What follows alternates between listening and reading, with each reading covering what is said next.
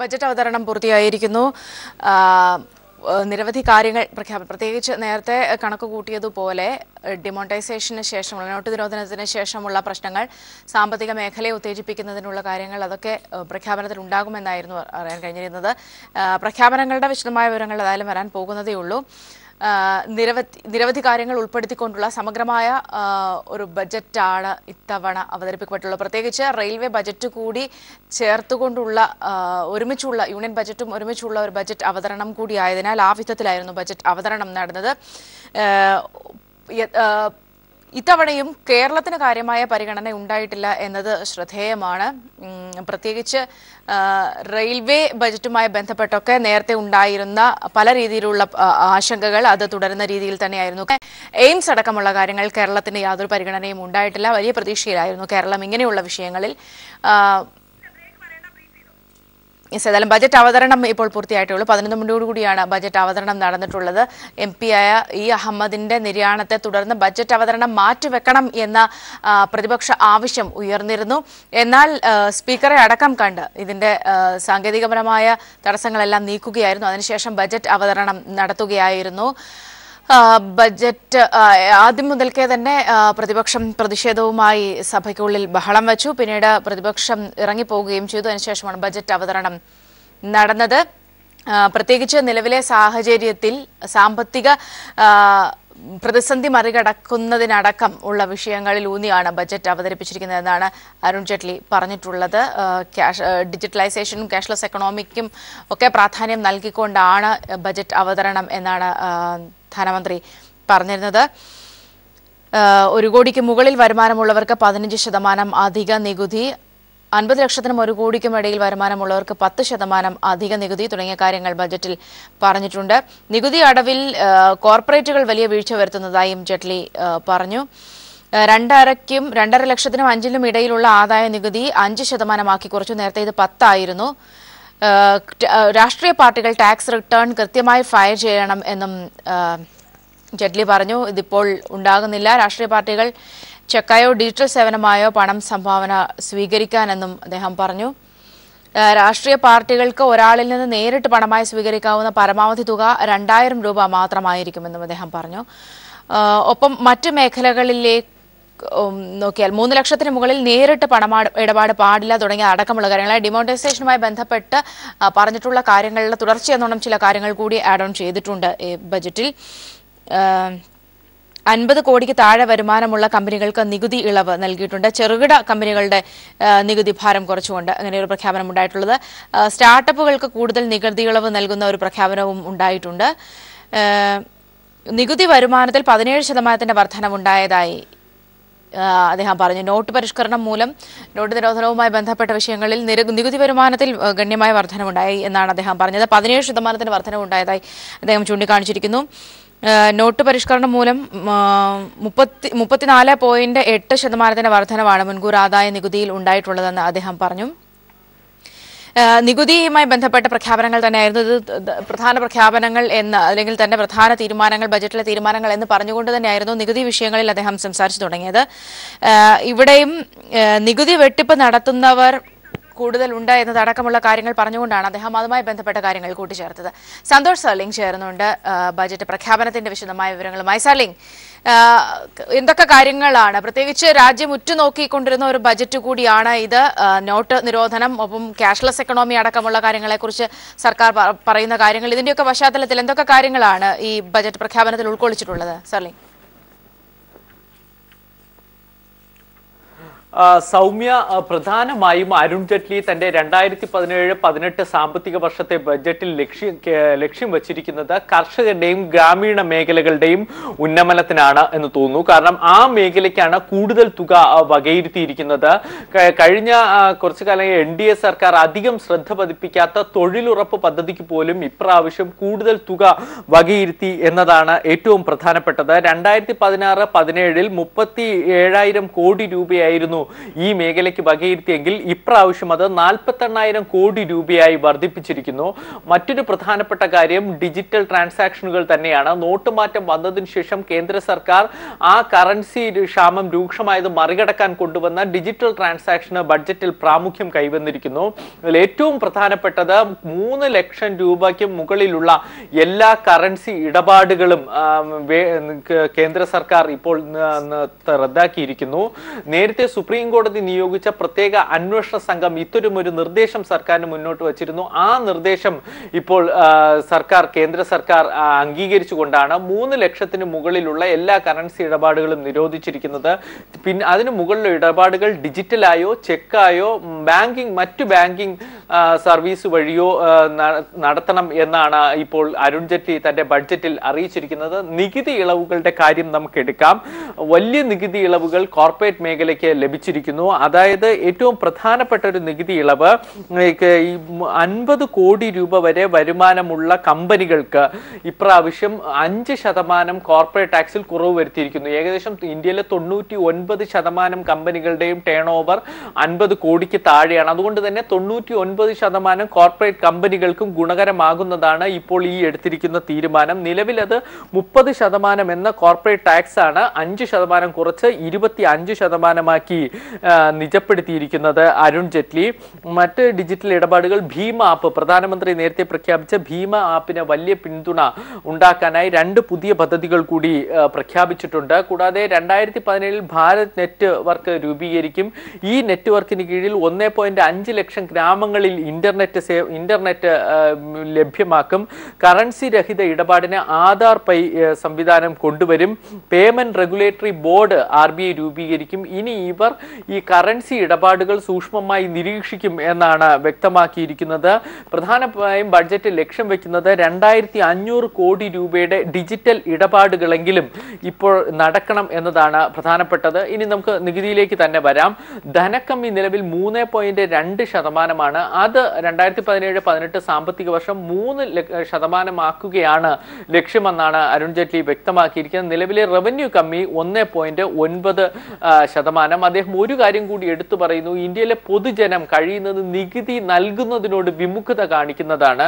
ഏകദേശം പകുതിയോളം ജനങ്ങളും 96% പേരെങ്കിലും ഈ നികുതി ഇടപാടുകളിൽ നിന്നും വിമുക്തമായ ഒരു വിഭാഗമാണ് എന്ന് അദ്ദേഹം പറയുന്നു. അതുകൊണ്ട് തന്നെ അവരെ കൂടി ഉൾപ്പെടുത്താനായിരിക്കാം ആദായ നികുതിയിൽ അദ്ദേഹം ചില മാറ്റങ്ങൾ വരുത്തിയിരിക്കുന്നു. ഒന്ന്, 5 ലക്ഷം രൂപ വരെ വരുമാനമുള്ളവർക്ക് 5% നികുതി, 50 ലക്ഷം മുതൽ 1 കോടി രൂപ വരെ വരുമാനമുള്ളവർക്ക് 10% സർചാർജും ഈ ബഡ്ജറ്റിൽ ഏർപ്പെടുത്തിയാണ് വരുമാനം കണ്ടെത്താൻ അദ്ദേഹം ശ്രമിച്ചിരിക്കുന്നത്. മൊത്തം ബഡ്ജറ്റ് നീക്കിയിരിപ്പ് 21,47,000 കോടി രൂപയാണ്.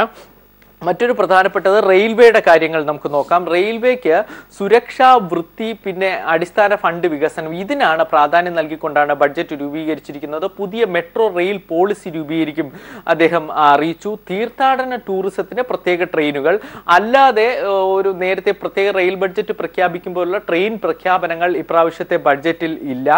25ഓളം സ്റ്റേഷനുകൾ തിരഞ്ഞെടുത്തിട്ടുണ്ട്. ഇവ പുനരുദ്ധരിക്കും.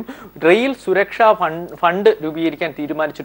അതായത് 5 വർഷം കൊണ്ട് 1 ലക്ഷം കോടി രൂപയുടെ റെയിൽ സുരക്ഷാ ഫണ്ടായിരിക്കും രൂപീകരിക്കുക. 500ഓളം സ്റ്റേഷനുകളിൽ ലിഫ്റ്റും എസ്കലേറ്റർ സൗകര്യവും ഏർപ്പെടുത്തും. 2019 എല്ലാ ട്രെയിനുകളിലും ബയോ ടോയ്ലറ്റ് സംവിധാനം കൊണ്ടുവരുമെന്നും അദ്ദേഹം അറിയിച്ചിട്ടുണ്ട്. സൈനികർക്ക് തങ്ങളുടെ ടിക്കറ്റ് ബുക്ക് ചെയ്യാൻ ഓൺലൈൻ ബുക്കിങ്ങിനായിട്ട് ഒരു കേന്ദ്രീകൃത ഡിഫൻസ് ട്രാവൽ സിസ്റ്റം കൊണ്ടുവരുമെന്നും അരുൺ ജെയ്റ്റ്ലി വ്യക്തമാക്കുകയും ചെയ്യുന്നുണ്ട്. അതിലേക്ക് വരാം. ഏതായാലും വിശദമായ അത്തരം കാര്യങ്ങളിലേക്ക് കൂടി വരേണ്ടതുണ്ട്.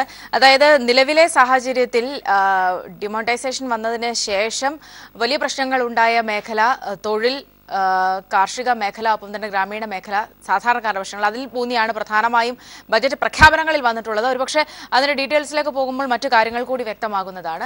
ഒപ്പം തന്നെ ടാക്സുമായി ബന്ധപ്പെട്ട നിരവധി കാര്യങ്ങൾ കൂടി ധനമന്ത്രി ബജറ്റിനോടനുബന്ധിച്ച് പറഞ്ഞിട്ടുണ്ട്. എന്നാലും അതിലേക്കൊക്കെ വിശദമായി വരാം. ബജറ്റ് പ്രഖ്യാപനം പൂർത്തിയായി കഴിഞ്ഞിരിക്കുന്നു. കേരളത്തിന് കാര്യമായ പദ്ധതികൾ ഒന്നുമില്ല. അത് മാത്രമല്ല, കേരളം പ്രതീക്ഷിച്ചിരുന്ന പോലെ എയിംസ് അടക്കമുള്ള കാര്യങ്ങളില്ല എന്നതുകൂടിയാണ് സുപ്രധാനം. സന്തോഷ് സർലിംഗ് ചേർന്നുണ്ട് ഒരിക്കൽ കൂടി. സർ, സർലിംഗ്, പ്രത്യേകിച്ച് ആദ്യം മുതൽക്കേ തന്നെ നിരീക്ഷിക്കപ്പെട്ടിരുന്ന ഒരു വിഷയം തന്നെയാണ് കാർഷിക മേഖലയിലേക്ക് ഒരു ഒരു ഒരു വലിയ കരുതൽ അല്ലെങ്കിൽ ആ വിധത്തിലുള്ള ഒരു നിരീക്ഷണം ഉണ്ടാകും ബജറ്റിൽ എന്നുള്ളത്. പ്രത്യേകിച്ച് ഡിമോണിറ്റൈസേഷൻ ഒക്കെ വന്നതിന് ശേഷം കാർഷിക മേഖല വലിയൊരു തിരിച്ചടി നേരിടുന്നുണ്ട്. ഉൽപാദനം ഗണ്യമായി കുറഞ്ഞിരിക്കുന്നു. ഭാവിയിലേക്കും ഇത് വലിയ രീതിയിൽ ബാധിക്കും എന്ന രീതിയിൽ ഒരു കണക്കുകൂട്ടൽ കേന്ദ്ര സർക്കാരിനുണ്ട്. അതുകൊണ്ട് പെട്ടെന്നുള്ള ഒരു സപ്പോർട്ട് കാർഷിക മേഖലയ്ക്ക് ഉണ്ടാകേണ്ടതുണ്ട്. പക്ഷെ അവിടെയും കടങ്ങൾ എഴുതി തള്ളുന്നത് അടക്കമുള്ള കാര്യങ്ങളുടെ പ്രഖ്യാപനം അങ്ങനെയുള്ള കാര്യങ്ങളിലേക്കൊക്കെ കടന്നിട്ടുണ്ടോ? കാർഷിക മേഖലയെ പ്രത്യേകമായി എങ്ങനെയാണ് ബജറ്റ് കോൺസെൻട്രേറ്റ് ചെയ്തിരിക്കുന്നത്? സർലി, സൗമ്യ ചൂണ്ടിക്കാണിച്ചത് ഒരു പ്രധാനപ്പെട്ട കാര്യമാണ്. നവംബർ 8-നുള്ള നോട്ടുമാറ്റ പ്രഖ്യാപനം വന്നതിനു ശേഷം ഏറ്റവും കൂടുതൽ ദുരിതം അനുഭവിച്ചവർ കർഷകരാണ്. കാർഷിക ഉൽപ്പന്നങ്ങളുടെ വില ഇടിഞ്ഞത് തന്നെയാണ് അതിൽ ഏറ്റവും നല്ല ഉദാഹരണം. അക്കാര്യം തന്നെ സാമ്പത്തിക സർവേ ഇന്നലെ പുറത്തിറക്കിയതിൽ സമ്മതിക്കുന്നുമുണ്ട്. അതുകൊണ്ട് തന്നെ ആയിരിക്കാം അരുൺ ജെയ്റ്റ്ലി ആ മേഖലയുടെ പ്രതിഷേധം തണുപ്പിക്കാനായി കാർഷിക മേഖലയ്ക്ക് പ്രാതിനിധ്യം നൽകിക്കൊണ്ടുള്ള ഒരു ബഡ്ജറ്റ് അവതരിപ്പിക്കാൻ ശ്രമിച്ചത്. ബഡ്ജറ്റിന്റെ ആദ്യ ഭാഗങ്ങൾ കഴിയുന്നതും കാർഷിക ഭാഗമായുള്ള പദ്ധതികളാണ് പ്രഖ്യാപിച്ചത്. പക്ഷെ പ്രധാനപ്പെട്ട ഒരു കാര്യം നേരത്തെ ചൂണ്ടിക്കാണിച്ചതുപോലെ ഏതെങ്കിലും തരത്തിലുള്ളൊരു പലിശ ഇളവോ അല്ലെങ്കിൽ മറ്റ് ഇളവുകളോ നൽകുന്നതോ വെട്ടിക്കുറയ്ക്കുന്നതോ പോലുള്ള പദ്ധതികൾ പ്രഖ്യാപിച്ചില്ല. പകരം ഒരു പ്രധാനപ്പെട്ട കാര്യമായി പ്രഖ്യാപിച്ചിരിക്കുന്നത് ഈ 2017-18 സാമ്പത്തിക വർഷം കർഷകരുടെ വായ്പകൾ 10 ലക്ഷം കോടിയായി നിശ്ചയിച്ചു എന്നതാണ് ഏറ്റവും പ്രധാനപ്പെട്ട ഒരു കാര്യമായി ചൂണ്ടിക്കാണിക്കുന്നത്. കർഷകരുടെ ഇപ്പോഴത്തെ വരുമാനം 2 ഇരട്ടിയായി വർദ്ധിപ്പിക്കാനും കേന്ദ്ര സർക്കാർ പ്രതിജ്ഞാബദ്ധമാണ് എന്നും ഇദ്ദേഹം അരുൺ ജെയ്റ്റ്ലി വ്യക്തമാക്കുന്നു. കാർഷികയുടെ ആഭ്യന്തര വളർച്ച 4.1% എന്നും ബഡ്ജറ്റിൽ പ്രതീക്ഷ പ്രകടിപ്പിക്കുന്നുണ്ട്. മറ്റൊന്ന് ദാരിദ്ര്യ നിർമ്മാർജ്ജനമാണ്. ദാരിദ്ര്യ നിർമ്മാർജ്ജനത്തിന് പ്രത്യേക പദ്ധതികളും മോഹന വാഗ്ദാനങ്ങളും പദ്ധതികളുമാണ് പ്രഖ്യാപിച്ചിരിക്കുന്നത്. ഒരു പ്രധാനപ്പെട്ട കാര്യം 2019 ആകുമ്പോൾ 1 കോടി കുടുംബങ്ങളെ ദാരിദ്ര്യമുക്തമാക്കും, 50,000 ഗ്രാമങ്ങളെ ദാരിദ്ര്യമുക്തമാക്കും എന്നും അദ്ദേഹം ഈ ബഡ്ജറ്റിൽ വ്യക്തമാക്കുന്നുണ്ട്. ഗ്രാമീണ മേഖലയിൽ 100% വൈദ്യുതി വൽക്കരണത്തിന് സർക്കാർ ശ്രമിക്കുന്നുണ്ട്. ഇതിനൊരു സമയപരിധി ബഡ്ജറ്റിൽ നിശ്ചയിച്ചിരിക്കുന്നു. 2018 മെയ് 1-നകം ഇത് സാക്ഷാത്കരിക്കും. അതായത് മുഴുവൻ ഗ്രാമീണ മേഖലയിൽ 100% തന്നെ വൈദ്യുതീകരിക്കുക എന്നതാണ് അദ്ദേഹം പറയുന്ന ഒരു കാര്യം. ഗ്രാമീണ കാർഷിക മേഖലയ്ക്ക് 2017-18 വർഷം ഏകദേശം 18,000 കോടിയോളം രൂപ, ഏകദേശം 19 കോടിക്ക് അടുത്ത് വരും, അത്രയും തുക വകയിരുത്തിയിട്ടുണ്ട്. ഇതൊരു 24% മുൻവർഷത്തെ അപേക്ഷിച്ച് വർധനവാണ് പ്രധാനപ്പെട്ട ഒരു കാര്യം. പിന്നെ മറ്റൊന്ന് കേരളത്തിന് എന്ത് എന്നതാണ്. അക്കാര്യത്തിൽ മറ്റ് കേന്ദ്ര പദ്ധതികളുണ്ട്. വിഴിഞ്ഞം, കൊച്ചി മെട്രോ അല്ലെ മറ്റു പൊതുമേഖലാ സ്ഥാപനങ്ങളുണ്ട്. ഇവയ്ക്കൊക്കെ എത്രയോളം തുക വകയിരുത്തിയിട്ടുണ്ട് എന്ന് കൂടുതൽ വിശദാംശങ്ങൾ വരേണ്ടത്. എന്തായാലും അത് ബഡ്ജറ്റ് വായിച്ചതിലില്ല. ഇനി ബാക്കി ആ ബഡ്ജറ്റ് പുസ്തകം പരിശോധിക്കേണ്ടതുണ്ട്. ഏറ്റവും പ്രധാനപ്പെട്ട എയിംസ് ആണ്. കേരളത്തിന്റെ കാലങ്ങളായുള്ള ഒരു ആവശ്യം ഇപ്രാവശ്യവും കേന്ദ്ര സർക്കാർ നിരാകരിച്ചിരിക്കുന്നു. എയിംസിനായി തിരഞ്ഞെടുത്തിരിക്കുന്നത് 2 സംസ്ഥാനങ്ങൾ മാത്രമാണ്. 2 സംസ്ഥാനങ്ങളും BJP ഭരിക്കുന്നു എന്നത് യാദൃച്ഛികമാവാം. ഗുജറാത്തും, ഒന്ന് പ്രധാനമന്ത്രിയുടെ തന്നെ നാടായ ഗുജറാത്തും പിന്നെ മറ്റൊന്ന് ജാർഖണ്ഡിനുമാണ് എയിംസ് ഇപ്രാവശ്യം അനുവദിച്ചിരിക്കുന്നത്. കേരളം അടക്കമുള്ള സംസ്ഥാനങ്ങളുടെ ആവശ്യം ഇക്കാര്യത്തിൽ തള്ളിക്കളഞ്ഞിരിക്കുന്നു.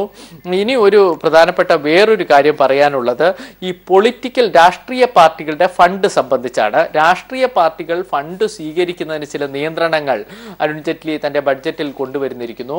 കറൻസിയിലൂടെ, അതായത് പണമായി ഒരു രാഷ്ട്രീയ പാർട്ടിക്ക് സ്വീകരിക്കാവുന്ന ഫണ്ട് 2000 രൂപയായി നിജപ്പെടുത്തി. അതിന് മുകളിലുള്ള എല്ലാ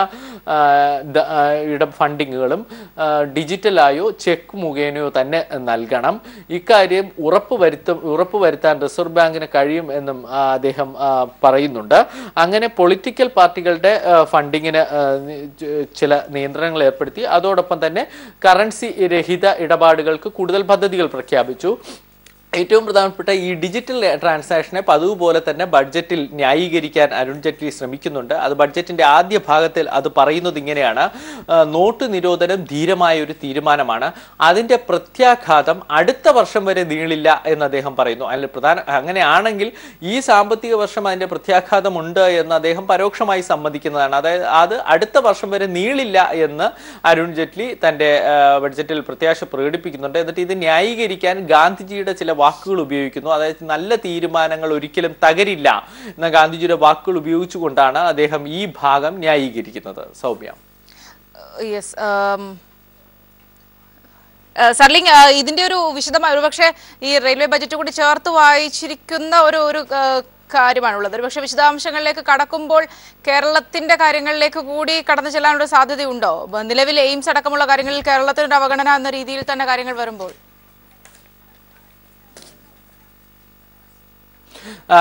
എന്തായാലും വലിയ പ്രതീക്ഷയൊന്നും ഇപ്പോൾ കേരളം വയ്ക്കേണ്ടതില്ല. ബഡ്ജറ്റിൽ ഒന്നും അത് പ്രഖ്യാപിച്ചിട്ടില്ല. ഇനിയുള്ളത് തുക വകയിരുത്തലിന്റെ ഭാഗമാണ്. അത് ഇനി പ്രതീക്ഷിക്കാവുന്ന ചില മേഖലകളുള്ളത് നേരത്തെ ചൂണ്ടിക്കാണിച്ച ചില പൊതുമേഖലാ സ്ഥാപനങ്ങൾ, പിന്നെ സംസ്ഥാനത്തിന്റെ തന്നെ വൻകിട പദ്ധതികളുണ്ട്. വിഴിഞ്ഞം പദ്ധതിയാട്ടെ, കൊച്ചി മെട്രോ പദ്ധതി, ആ പദ്ധതികൾക്ക് ഏതെങ്കിലും കേന്ദ്ര സഹായം വകയിരുത്തിയിട്ടുണ്ടോ എന്നതിന് ബഡ്ജറ്റ് കിട്ടാം.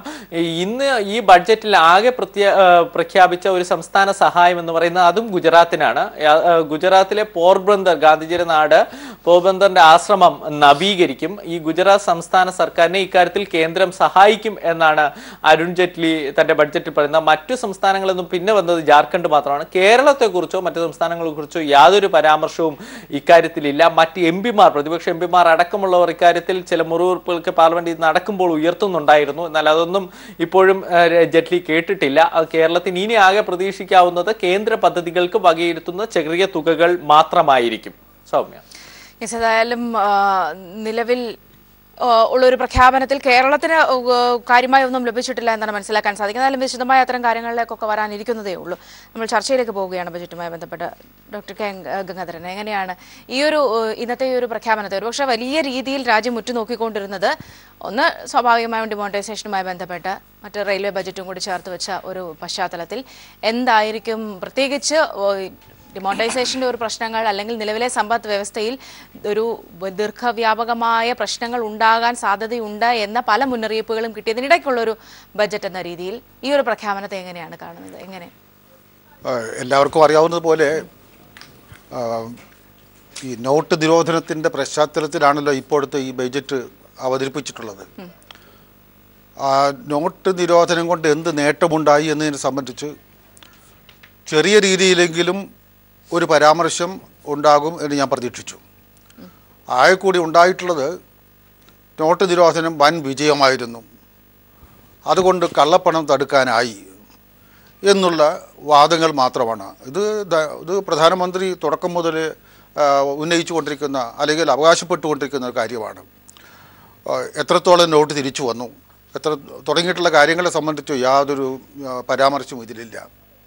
അതുപോലെ തന്നെ നമ്മുടെ ബാങ്കിങ് മേഖല, ബജറ്റ് എന്ന് പറയുമ്പോൾ വിപുലമായൊരു മേഖലയാണല്ലോ. അതിൽ ഓരോന്നിനെക്കുറിച്ചും ഡീറ്റെയിൽ സംസാരിക്കുക എന്നുള്ളത് ചുരുങ്ങിയ സമയത്തുള്ളത് സാധ്യമാകുന്ന കാര്യമല്ല. പക്ഷേ നമ്മുടെ ബാങ്കിങ് മേഖല, പ്രത്യേകിച്ചും ദേശസാൽകൃത ബാങ്കുകൾ, അവയുടെ കിട്ടാക്കടം എന്ന് പറയുന്നത് പിന്നെ ഏറ്റവും ഒടുവിലത്തെ സെപ്റ്റംബറിലെ കണക്കനുസരിച്ച് 6.30 ലക്ഷം കോടി രൂപയുടെ കിട്ടാക്കടം അവർക്ക് പിരിഞ്ഞു കിട്ടാനുണ്ട്. ആ കിട്ടാക്കടം പിരിക്കാൻ എന്ത് നടപടി എന്നതിനെ സംബന്ധിച്ചും പരാമർശമില്ല. ഇന്നത്തെ സ്ഥിതി എന്ന് പറഞ്ഞാൽ ബാങ്കുകളുടെ കൈവശം പണമുണ്ട്, പക്ഷെ ജനങ്ങളുടെ പോക്കറ്റിൽ പണമില്ല എന്നുള്ളതാണ്. അതാണ് ഇപ്പോൾ രാജ്യം നേരിടുന്ന പ്രധാനപ്പെട്ട പ്രശ്നവും. അപ്പോൾ പിന്നെ ഈ നോട്ട് നിരോധനം ഏർപ്പെടുത്തുന്നതിന് മുമ്പ് തന്നെ സമ്പദ് വ്യവസ്ഥ അഭിമുഖീകരിച്ചിരുന്ന ചില പ്രധാനപ്പെട്ട പ്രശ്നങ്ങളുണ്ട്. അതിലൊന്ന്, നമ്മുടെ മൊത്തം ഉൽപ്പാദന ശേഷിയുടെ 75% മാത്രമേ ഉപയോഗിക്കപ്പെടുന്നുള്ളത്. 25% ഉപയോഗിക്കപ്പെടാതെ പോവുകയാണ്. അതിനെന്തുകൊണ്ട്, അതിനെന്ത് പരിഹാരം എന്ന് കാണേണ്ടതുണ്ട്. മറ്റൊന്ന്, വിദേശ മൂലധനത്തിനും ആഭ്യന്തര മൂലധനത്തിനും വിപണി തുറന്നിട്ടതിന് ശേഷവും നമ്മുടെ താങ്കളിലേക്ക് തിരികെ